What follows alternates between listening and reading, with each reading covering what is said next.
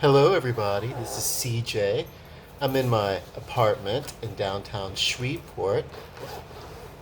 Actually, I've been away from home for quite a while. I've been pet sitting and house sitting for some friends of mine while they were out of town at I think it was a family wedding.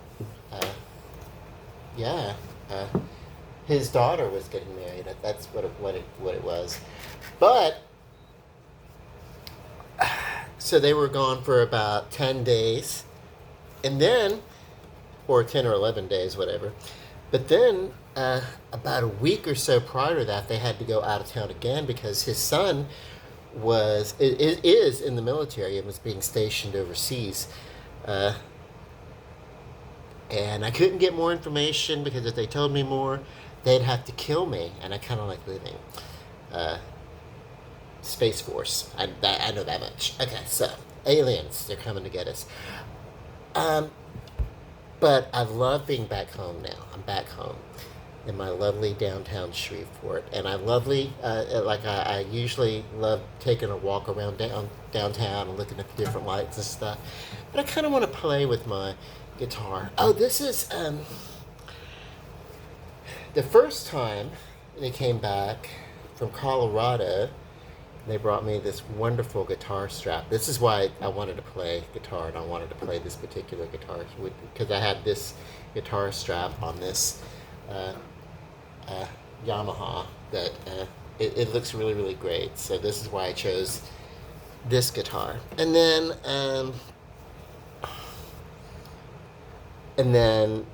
I just kind of sat around and uh,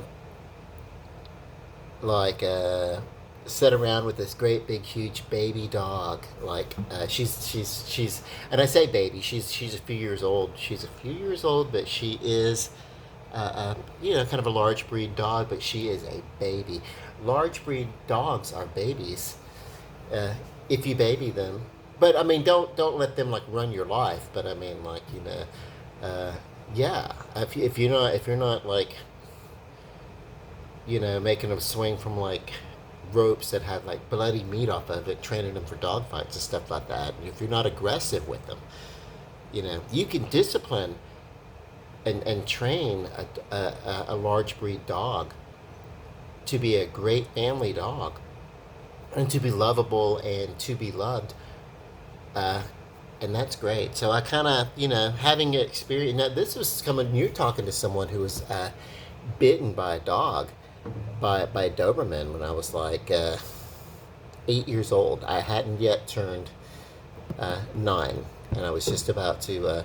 Yeah, we had just moved back from South Louisiana, uh, Amelia, which is the small town outside of Morgan City, which is a little bit bigger of a small town.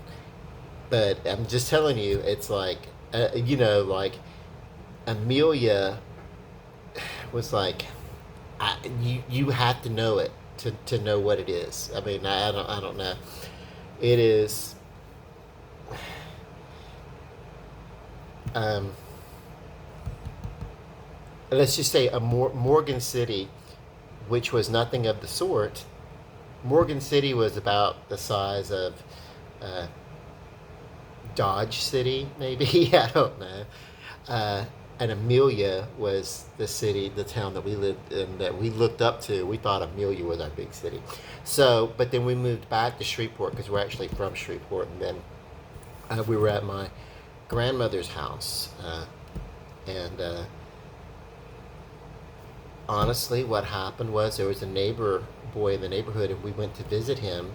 But he and his family, they weren't home, but they had a Doberman Pinscher, uh, purebred, big, huge Doberman Pinscher, very friendly. But these dogs are very loyal to their families. Also, I was a little kid, and I'm not used to being around at this stage, uh, pets or dogs or anything like that. And I remember he came up and I was petting him, and I think I smiled at him. And when I smile, you smile to a dog.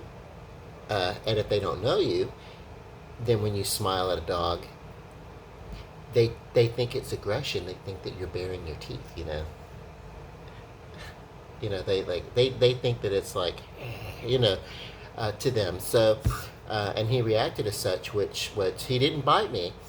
He swatted at me, but I was a little kid and he had this big, huge paw, and it caught my ear. You can't really see it, but this ear from here to here was just dangling, and so I had to hold it in place. And then there's a scar in the back of my head, which, now I'm like, at my age, I'm not worried about that. For the longest time, I was getting haircuts. It's like, let's not show the scar. It was, I don't know. I was more traumatized by let's not show the scar.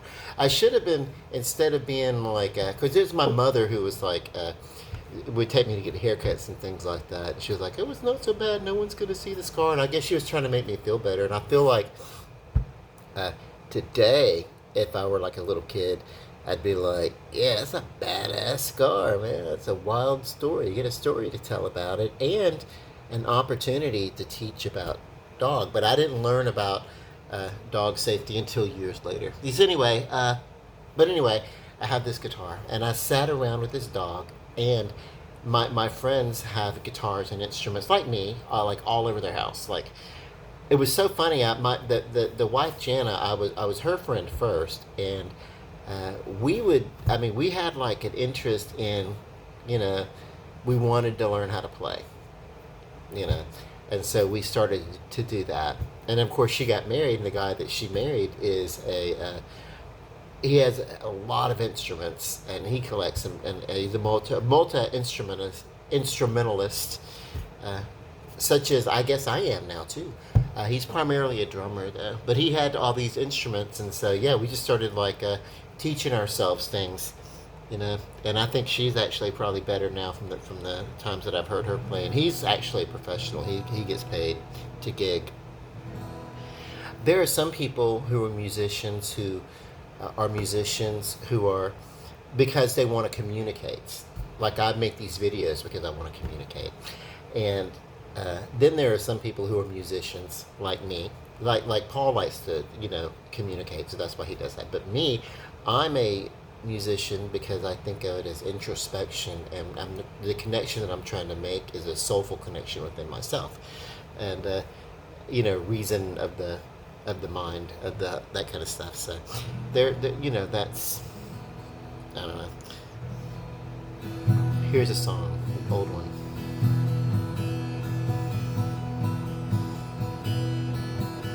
When you baby, oh, that sucks. See, that's something else too. Like I when I'm if I'm conscious of what I'm doing, then I suck. If I get lost in what I'm doing, I'm better. And I gotta get my voice. Thank you very much. My voice has got to go into the register.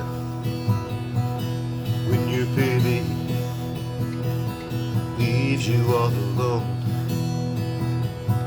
and nobody calls you on the phone, don't you feel like crying? Don't you feel like crying? Yeah, and honey, come on, cry to me.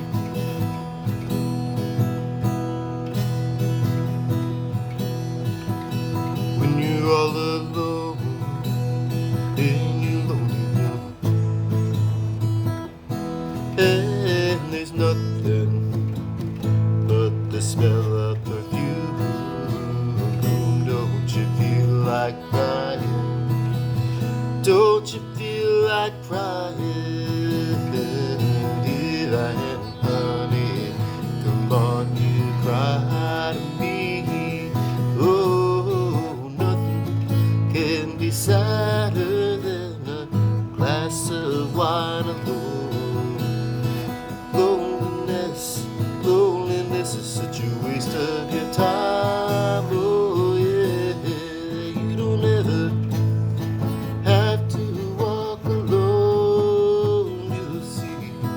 Come on, take my hand and baby, won't you walk with me? Oh yeah, when you're waiting for a voice to come in the night, but there's no hope. Don't you feel like crying? Don't you feel like crying? If I am honey, come on, you cry to me.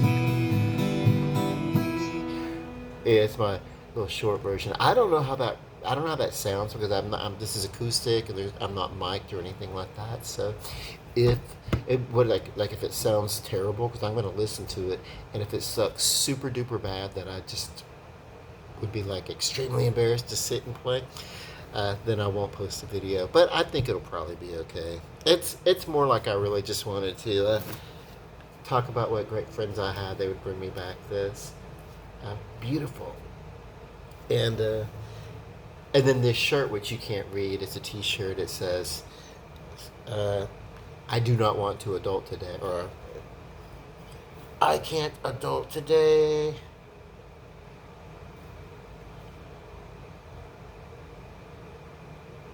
And it's like from a cafe or something like that. So I don't. I never did like that term adulting.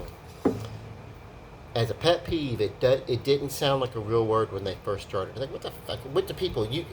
Okay, if you're an adult, you've already adulted. You're an adult.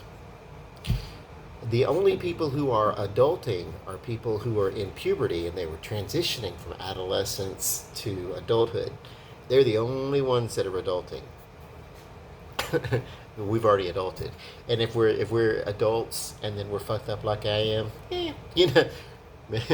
maybe we didn't adult right. Something went awry. I don't know, but no, that's the literal thing in me. And I'm trying to. What I want to do is I want to desensitize myself to some of my pet peeves, because I'm pretty sure I am the reason why some people have some pet peeves that they have. Some people that I've been adjacent with. I am the trauma that has been a part of their lives, which in turn they politely call pet peeves. Okay, so what other kind of song do I know? Oh, I'll try this one. I don't really.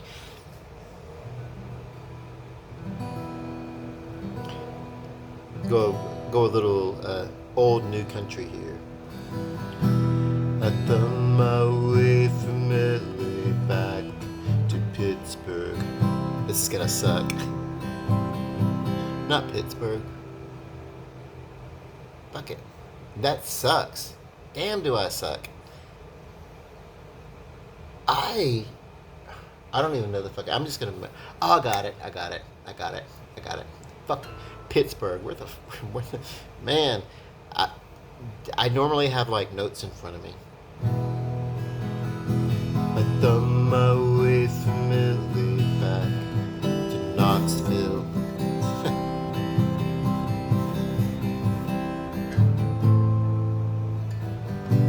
I'm gonna just really take a second to get into this. This is what I mean. If I think about what I'm doing too much, I totally fuck up. But if I'm into it without studying on it, I'm better.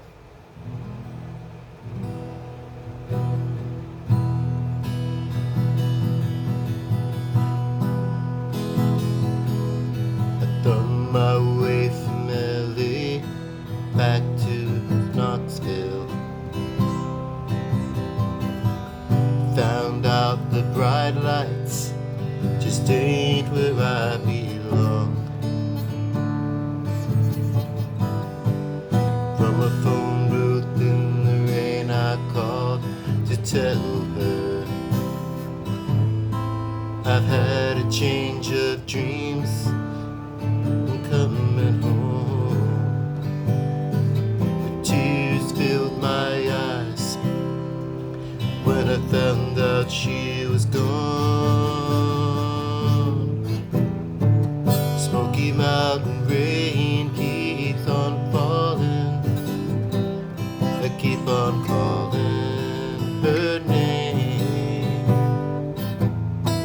Smoky Mountain rain, I keep on searching. Can't go on hurting this way. She's somewhere in the Smoky Mountain rain. Way down the deep easel outside a cafe. I'm fucking up the lyrics.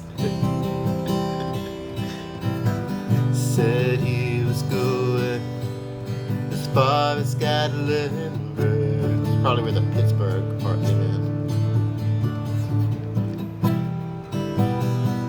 I climbed up in his cab all cold and wet and lonely, and I wiped my eyes and told him about her. I've got to find her. Can you make these big wheels burn? Smoky Mountain rain keeps falling. I keep on calling her name. Smoky Mountain rain, I keep on searching.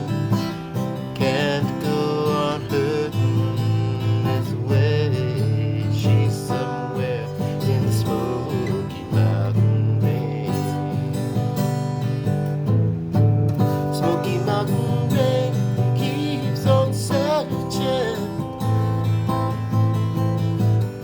Oh god, that sucks. I tried to be like real swift and like change tempo and change key. God, it sucks.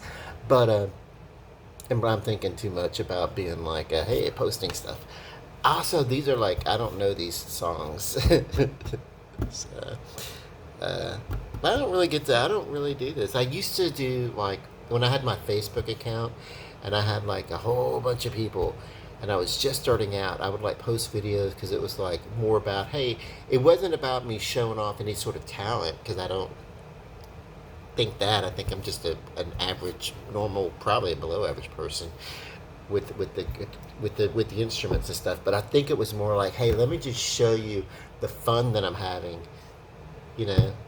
entertaining myself and this was like, I'm a single person, so it's like, hey, I can have fun, which is really really great because during the pandemic, which we're still in it, by the way, but that earlier part when we didn't have any sort of treatment and everybody really had to isolate and stay inside and stuff, it wasn't quite as psychologically hard on me as I feel that it was for people who are used to being gregarious and being with a whole bunch of other people. I mean, it's I've learned to appreciate life a little bit better, but I had appreciation for it anyway. But I feel like for some people, who just, maybe they didn't have, maybe they weren't practiced at being single or something like that, or the people who just had to stay in their house with people, and it's like, oh my god, these people who I loved, roommates, family, they're just getting on my fucking nerves because we're all on top of each other. You know what I mean? So, yeah. People who have like a slight social anxiety and who were practiced at being a little bit more alone to ourselves, I feel like that part of the pandemic wasn't that big of a deal. But there was of course we don't, the people worried about who's gonna make it, who's not gonna make it. That the plague factor of it, that was very traumatic. But we're getting through it. We're getting through it. I don't. Hey, I had to turn this into something happy. Oh my god. Ha. Okay, so this is a song. It's called Carmelita, Warren Zevon's Carmelita. It's traditionally done in. It's traditionally done in the key of C, or C major, but I vocalize it better in G. So.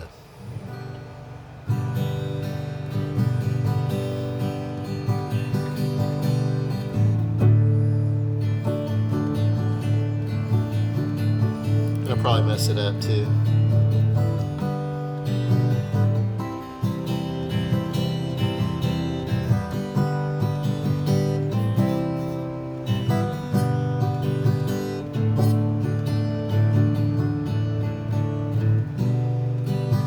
song is not advocating drug use.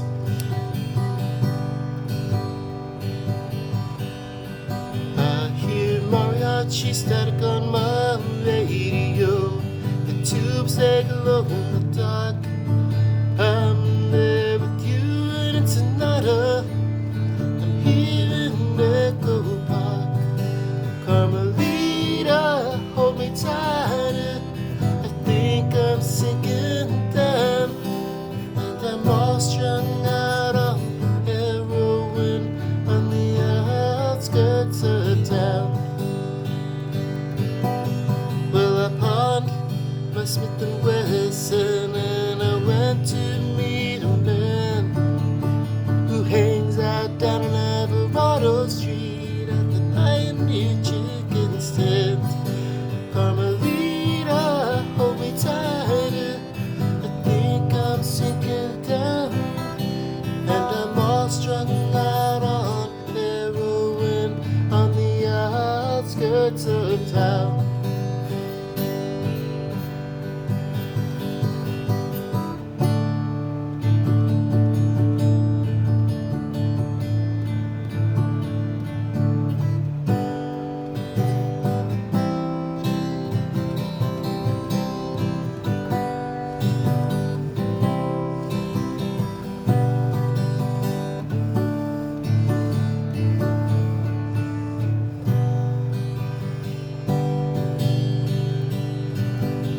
Well, I'm sitting here playing solitaire with my pearl-handled deck.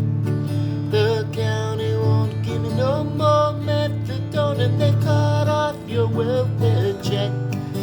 Carmelita, hold me tighter.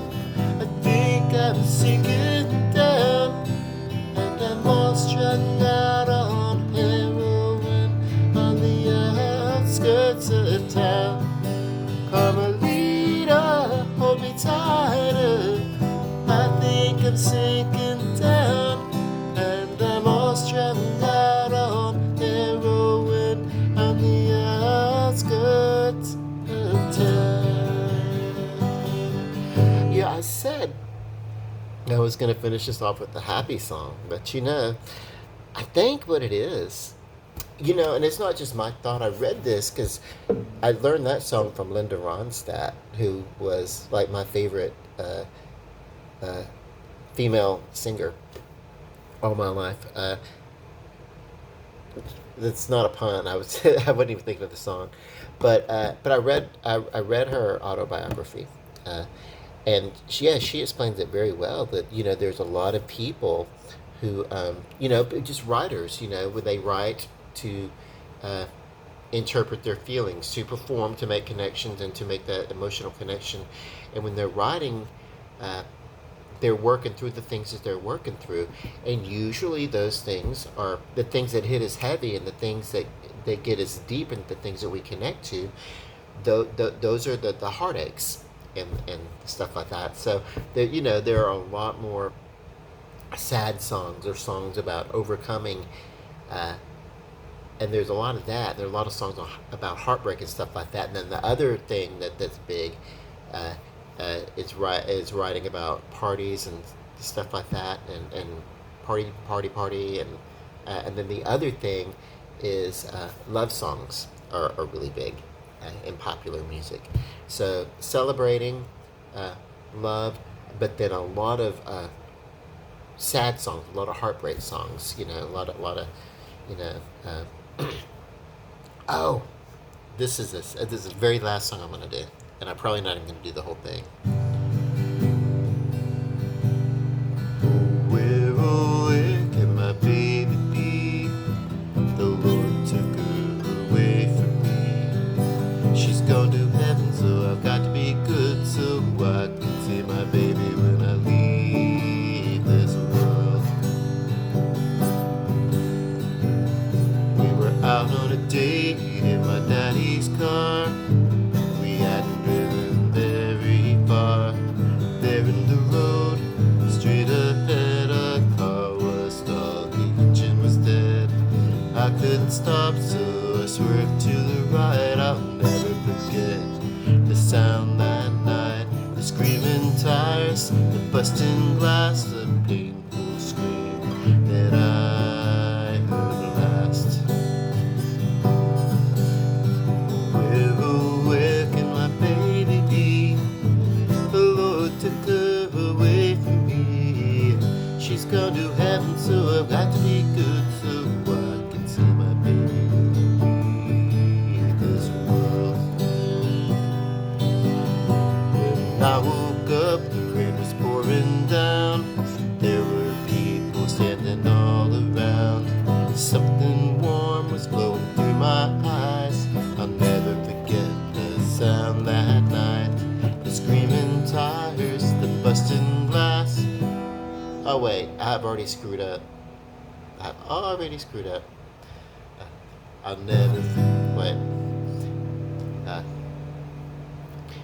When I woke up, the rain was pouring down. There were people standing all around. Something warm was flowing through my eyes. Somehow I found my baby that night.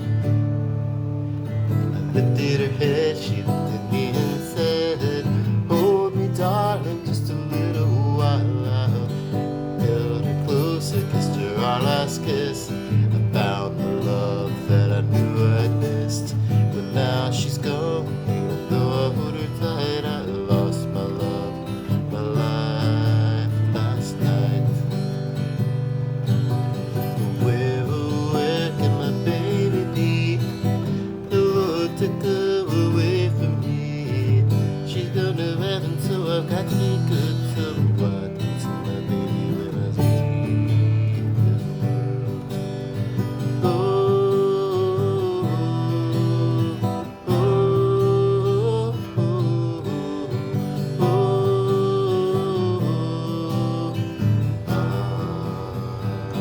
oh, my poor neighbors, man. I live in a small one bedroom in a high-rise apartment on the affordable side of downtown Shreveport. We'll put it that way, affordable. Uh, I don't know that it started out being affordable housing. Uh,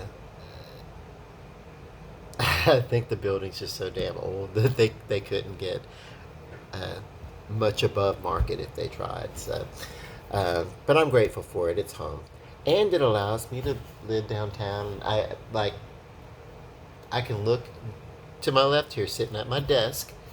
Oh, yeah, these people, they went out of town. And one of the things, they're combining their houses. They just got married like about almost a year ago. Anyway, so they're combining their houses, and yeah, so I'm getting first crack at some of the furniture that they're selling and liquidating and getting rid of. I mean, like I say selling, but it's like this. It's kind of like, it's they're not gouging me on it or anything like that. It's like really, really, really awesome. It's almost practically giving away. Actually, some of the stuff they did give away, and I accepted it. So yeah, but I can just look at just sitting at the desk. I can look out my windows and I can see the colorful neon bridge that I post a lot about, and I can look out and I can see the Bally's Casino. It changes names every few years, and I can look clear over into Bossier, and I can see to where Bossier, to the other way far past the Barksdale Air Force Base, and way past all that, and from where I'm sitting, and I know that I'm home. And I feel that everybody should have a place where they feel safe and they feel at home. And it's so ironic that I'm in one of the most, what's the word? What's the opposite of illustrious? This is the building that I'm in is a very disreputable building. Because it's, for one thing, it's like downtown, but most of downtown they've revamped it. Like it's mostly residential and it's mostly high end. apartment and loft living down here now, uh, and even in the gentrification that's going on, they're still, you know, actually what they've done is they're pretty slick. uh, Not too far, they have built some affordable housing. Not too far. So some of the housing is like it's blended. If you make use of like government money to stuff for these buildings that are, then they sort of like, okay, we'll have like some affordable housing, and then we'll have. But the corny thing, the corniest thing, I'm gonna call it what it is, bullshit. Okay, forgive my language. It was the Lee Hardware building and the United Jewelers building that they repurposed into artist lofts about 25, say between 25 and 30 years ago.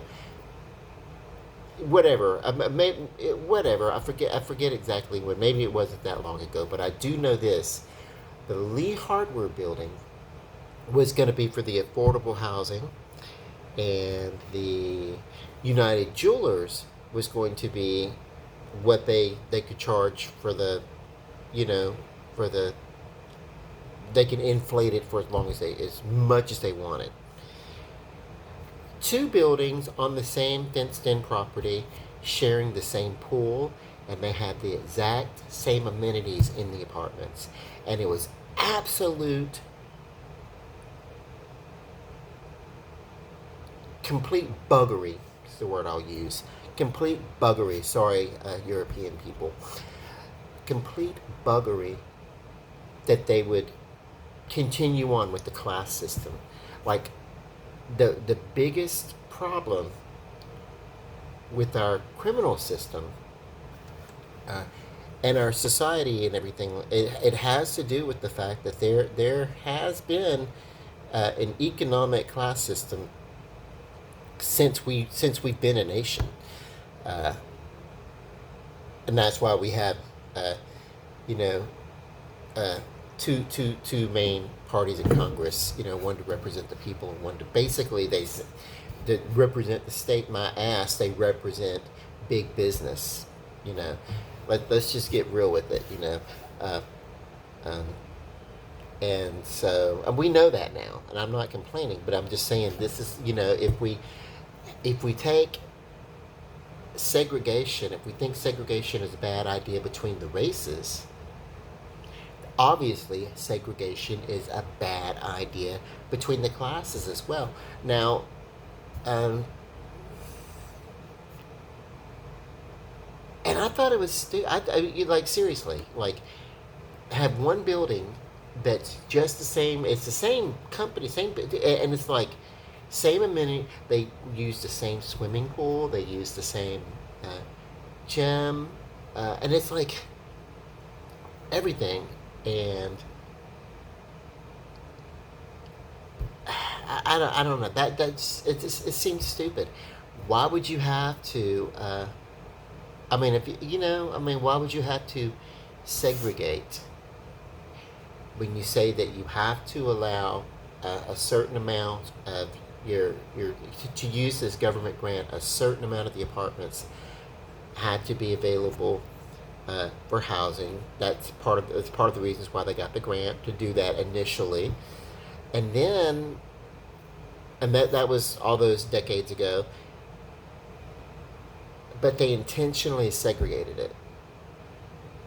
I mean, that's nothing but bad news. Pockets of people who are impoverished in one area or geographical proximity, say such as project. I'm on a soapbox now.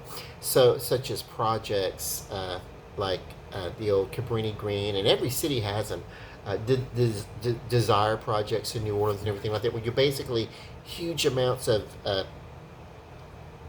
um, apartments, used to be termed ghettos and things like that, but also in neighborhoods and everything where you have poor people, and you can see the racial disparity, the disparaging between money also. not just the racial segregation, but money segregation, and you can see who has money and who doesn't. Whatever about that. But you can see it. I'm not gonna get on the soapbox. I'm not. This isn't a racist thing. This is about money, uh, poverty for whatever reason. Uh, I think the religion, and I think the racism, and I think sexism. I think it's all a red herring, uh, so that rich people can stay rich and try to blame money problems on the few poor people, uh, when most people are middle class and they have enough anyway. But it's just. If you want, yeah, never mind. I'm not. I don't want to talk politics. I do want to talk about segregation of any way, shape, or form. But financial segregation, segregation of poverty, is the biggest driver of crime in this nation. Yeah, so that's my thoughts on that. Boy, I'm probably gonna get some. Probably, I don't know. I hope. Yeah, I'm glad I'm making this video when I've only got like two or three uh, regular viewers. I do. This is one of the reasons why I got off Facebook, because I didn't want to get all political. I just got on that thought. I don't know how. I don't know why. I'm gonna do one more song, and then that's it. Oh, what do I want to do?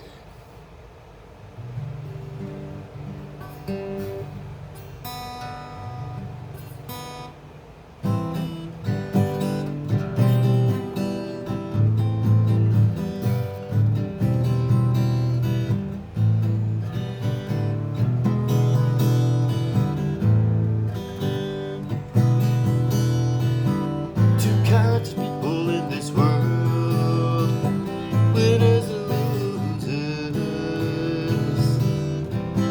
I lost my power in this world, 'cause I did not use it. So I go insane like I always do, and I call your name. She's a lot like you.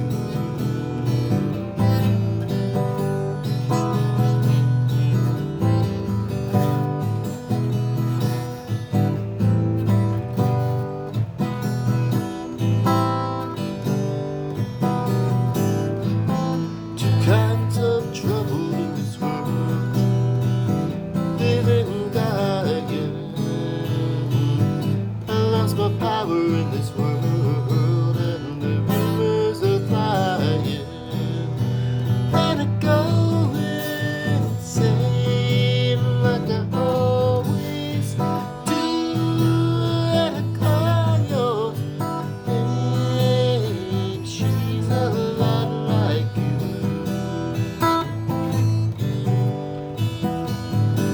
And I go insane like I always do, and I call your name. She's a lot like you. She's a lot like you. She's a lot like you. She's a lot. I once read that Lindsey Buckingham was every thinking man's guitar hero. I don't know. He's one of mine. Okay, I've gone on for like nearly 40 minutes. Love you. Have a good night. Bye.